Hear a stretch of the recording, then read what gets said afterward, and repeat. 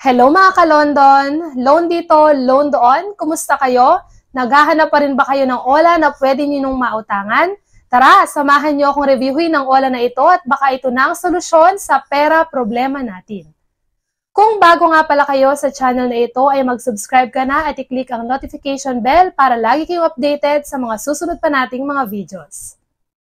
Maraming mga tao ang naloloko ng mga online loan application na ito, kaya siguraduhin panoorin muna ang mga ganitong klase ng review bago kayo mag-loan para at least magkaroon kayo ng idea kung legit pa o hindi ang mga OLA na loloanan ninyo. Ang atin nga palang i-review ngayong araw ay ang PesoLoan Quick Cash Loan App. Dito nga pala sa OLA na ito ay pwede kang mag-loan na hanggang 50,000 pesos basta't ikaw ay 18 years old up to 60 years old at isang Filipino citizen.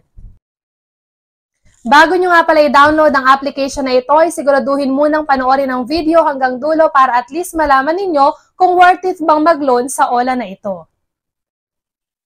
Dito rin sa video na ito ay tuturuan ko kayo ng step-by-step procedure ng paglo-loan at kung magkano lang ang makukuha natin sa ating ilo-loan.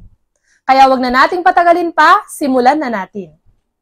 At na-install ko na nga, dito nanghingi agad sila ng permission sa SMS list at call log. So kagaya nga ng sinasabi ko sa inyo sa mga nakaraan nating videos na kailangan pag tayo ay maglo-loan, ay ilimit lang natin sa 3 hanggang 5 contacts ang nasa phonebook ng mga cellphone natin para at least kung mag-message man yung mga agent ng OLA ay hindi lahat masenda ng messages yung mga nasa phonebook ng cellphone natin.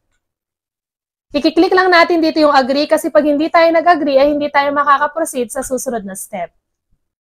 Dito ay may nag-appear na important advisories. Nakalagay dito, PesoLoan adheres to regulations and practices fair debt collection. The official PesoLoan app is named PesoLoan only. Don't trust any APK links. Download the official PesoLoan app only from the Google Play Store. So wag daw tayo magkiklik ng iba-ibang link dyan na lumalabas kasi kadalasan yan ay mga scam. Marami pa ditong susunod na pwede nyo basahin. Pakibasa na lang at ilalagay ko dito sa ating screen para at least magkaroon tayo ng idea kung anong klaseng OLA ba itong paglo-loanan natin. And ayan, susunod naman is allow PesoLoan to send and view SMS messages. So, nanghihingi sila ng permission na makapag-send ng messages sa ating cellphone. I-agree lang natin at eto pa yung iba pa na permission na hinihingi nila. At dito na nga tayo sa ating homepage. Sa nakalagay dito ay pwede daw tayo mag-loan ng up to 50,000 pesos. So, get credit limit na tayo. And then next is, of course, ilalagay na natin yung ating phone number para makapag-send ng verification code at isubmit na natin. At susunod na nga ay ang personal information. Sa personal information, hindi mawawala dyan yung level of education kung ano yung natapos ninyo. Sunod ay ang marital status, kung single ba o married. Residential address, tapos yung complete address. Pag sinabi natin complete address, kasama dyan yung street at number ng bahay ninyo. Meron ding nakalagay dito na additional info to get higher loan amount. Pag sinagutan natin itong mga optional na nakalagay dito, mas tumataas yung credit limit na pwede nating i-apply. Ang mga nakalagay dito dun sa optional na yon ay other number, yung iba pa nating contact number, and then yung email o yung ating email ad. Sa ating email ad, pinapaalala ko lang din palagi na dapat na-open natin, alam natin yung password at nakaka-receive tayo ng mga messages. At yon, isubmit na nga natin. At next naman dito ay yung work information. Dito sa work information, ilalagay nyo lang dito kung ano yung nature of work ninyo, kung kayo ba ay under ng private company employee, self-employed, business owner, BPO professional, freelance, government employee, staff factory worker, contract employee, unemployed, retail worker, professional worker, kagaya ng mga doctors, engineer, at iba pa. Tapos, kung ikaw ay teacher, student, and financial services. So, kung mapapansin natin, pwede dito kahit ikaw ay unemployed at student. At kung under naman ng industry yung work nyo, meron ding pagpipilian yan. Kung kayo ay under ng gaming industry, government or public utility, medical, pharmaceutical, finance, banking, transportation, logistic or commerce, real estate, construction, at marami pang iba. At susunod naman ay ang monthly income. So, isa rin to sa pinaka-importante kasi gusto nilang malaman kung magkano ba yung sinasahod mo monthly. Kasali din yung pay cycle, kung tuwing kailan ka sumasahod, kung quincenas ba at katapusan. At kasali din yung company phone number. Mag-ingat lang tayo sa pagbibigay ng company phone number natin at baka palagi na lang kulitin at tawagan yung ating kumpanya kung saan tayo nagtatrabaho. At susunod ay isubmit na ulit natin. At dito na nga tayo sa emergency contact or yung contact reference na tinatawag natin.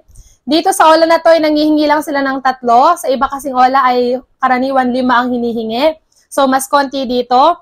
Ibibigay lang natin yung kanilang relationship, kung ano ba kaano-ano natin yung contact person na ito, yung pangalan nila at ang kanilang phone number. And then, isubmit na natin. At dumako na nga tayo sa pang-4 at last part. Ito na yung identity information o yung ipepresent na natin yung ID natin. So dito maraming pagpipili ang ID. Pwede ang UMID, SSS, Pag-ibig, PhilHealth, National ID, at marami pang iba. So ilalagay lang natin pag nakapili na tayo ay yung first name, tapos yung middle name, and then yung last name na nakalagay dun sa ID natin. Kasali din dito yung date of birth, gender, kung male or female. At submit na natin. Dito ay may lumabas nga na sa my profile na nasagutan na daw natin yung personal info, work info, emergency contact, at identity info. At loan immediately na tayo. Dito ay may lumabas na we are working on your credit limit. Kindly wait for a few seconds. At dito ay na-approve nga tayo ng 10,000 pesos for first time user. So nakalagay dito, yung loan term is pwede daw natin siyang bayaran ng up to 127 days. Pero may nakita ako dito na naka-highlight na nakalagay dito na 7 plus 120 days. So ibig sabihin, alam na natin na hindi talaga hanggang 120 days kasi before 7 days pa lang ay kailangan mabayaran na natin yung amount na niloan natin. And dahil sanay na nga tayo na naglo-loan, nagtatry ng mga online loan application, ay hindi na talaga tayo maniniwala dito dun sa 7 days na sinasabi nila kasi yun ay pang-hatak lang nila sa kanilang mga possible na pwedeng maging client. Dito na nga tayo sa loan information natin na sa niloan natin na 10,000 pesos kung saan ba mapupunta at magkano. Total loan amount is 10,000 pesos. Total disbursed amount, pag sinabi natin total disbursed amount, ito yung makukuha natin or marireceive natin na 10,000 pesos pa rin. Total installments, 2 periods, tapos yung total days, hindi naman tayo naniniwala dito sa sinasabi niyang 127 days. Dahil before 7 days, kailangan makapagbayad na tayo ng 10,246 pesos. Tapos yung second due date natin ay after 4 months. Kung June tayo maglo-loan, sa October magbabayad tayo ng 163 pesos. At ang total amount due niya is 10,410 pesos. So far, sa mga na-review na natin ng mga OLA, mas mababa ang interest ng OLA na ito. Pero, nasa sa inyo pa rin kung maglo-loan pa rin kayo at nangangailangan talaga kayo ng pera. Short term lang din ang pagbabayad kasi after 7 days or before 7 days, kailangan na nating mabayaran yung buong 10,246 pesos. Kung kailangan nyo talaga ng pera at emergency, ay marerecommend ko na itong OLA na nireview natin ngayon na Peso Loan Quick Cash Loan dahil bukod sa konti lang ang interest at mababa lang interest ay buo nyong makukuha yung amount na inyong ilo-loan. At para sa first-time user ay binigyan tayo ng 10,000 pesos na credit limit. Pero ang desisyon ay nasa inyo pa rin. Hanggang sa muli nating pagre-review mga ka-London. Bye-bye!